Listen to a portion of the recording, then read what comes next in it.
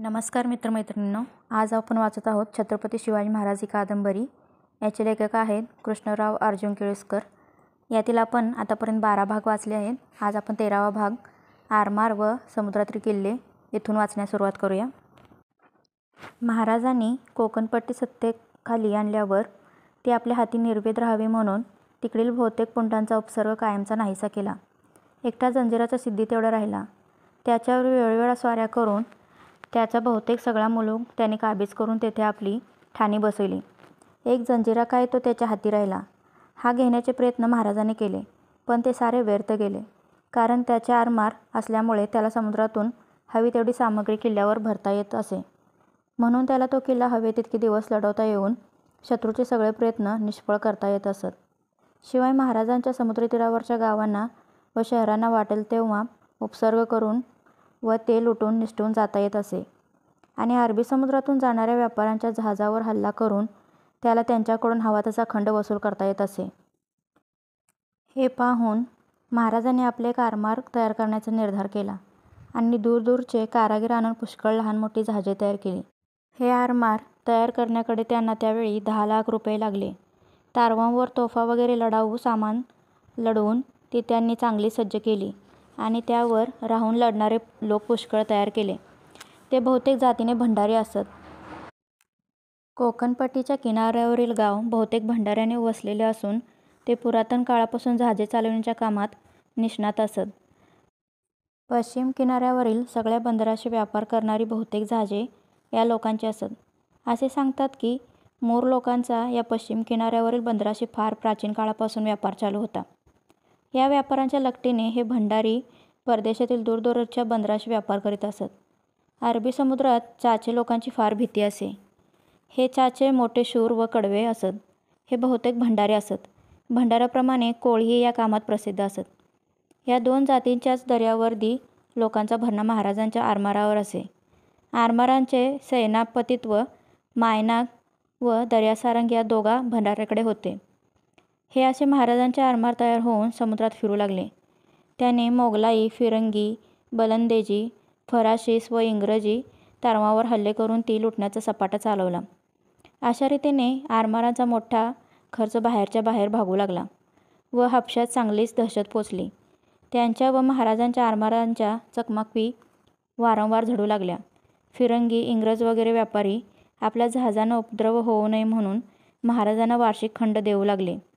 आपल्या जहाजास निवाराच्या जागा मिळाव्या म्हणून महाराजांनी समुद्राच्या तीरावरील आपल्या किल्ल्याची चांगली डागडुजी करून ते मजबूत केले.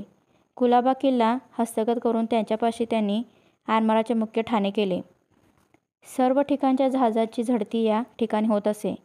सुवर्णदुर्ग, विजयदुर्ग वगैरे किल्ल्यांपाशी त्यांचे आरमार नेहमी जय्यत असे. सिद्दी व फिरंगी यांना आता महाराजांची विशेष दहशत वाटू लागली. फिरंग्यांनी महाराजांशी पूर्वी केलेला तह कायम करून त्यांच्या आपल्या जहाजांना उपद्रव न पोचेल असे केले. हा असा आपल्या शत्रूंना व परदेशस्थ व्यापाऱ्यांना शह देण्यापुरताच आपल्या आरमाराचा उपयोग करावयाचा असा महाराजांचा उद्देश नव्हता, तर दूरदूरच्या बंदरांशी आपल्या मुलखाचा व्यापार चालवावा असाही त्यांचा इरादा होता. हिंदुस्थानच्या पश्चिम किनाऱ्यावरील सगळ्या बंदरांशी त्यांच्या जहाजांचा व्यापार चाले.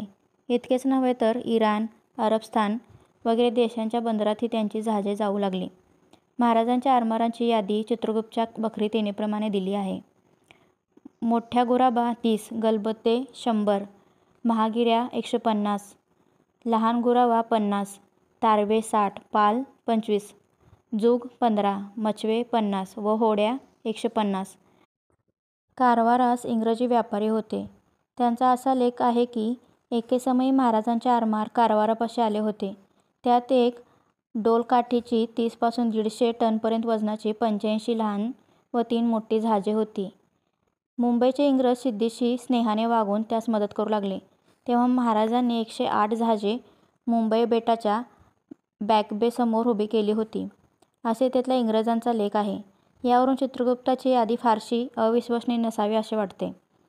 हे आरमार मुख्यतः सिद्दीच्या आरमाराशी टक्कर देऊन त्यास हतवीर्य करण्याच्या उद्देशाने महाराजांनी निर्माण केले. त्याचा जंजिरा काबीज करून त्याचे समूळ उच्चाटन करण्याचा त्याचा निर्धार झाला होता. परंतु पुढे या सिद्धीने विजापूर दरबाराचे आश्रय सोडून मोगलांची ताबेदारी पत्करली आणि त्यांच्या आरमाराच्या साहाय्याने तो चांगला सोयीचा सावरून महाराजांना मोजेनासे झाला. हे पाहून महाराजांनी त्याला कायमचा शह देण्याच्या इराद्याने आपला एक जंजिरा असावा असे मनात आणले आणि मालवणचा किनारा असा जंजिरा बांधण्यास चांगला सोयीचा आहे असे पाहणी करून ठरवले. येथे त्यांनी समुद्रात एक भक्कम किल्ला बांधून त्याचे सिंधुदुर्ग असे नाव ठेवले. हा असा जंजिरा या ठिकाणी बांधल्यामुळे त्यांना गोव्याच्या फिरंग्यास व वाडीच्या सावंतांना धाकात ठेवता आले. या किल्ल्यासाठी महाराजांनी पुष्कळ द्रव्य वेचले आणि तो आपल्या देखरेखीखाली उभारला. असे सांगतात की महाराज स्वतः कधी कधी आपल्या हाताने येथे काम करत असत. या किल्ल्यात चांगलीच फौज ठेवून आणखी त्यापाशी आरमारही बरेच जमा केले होते.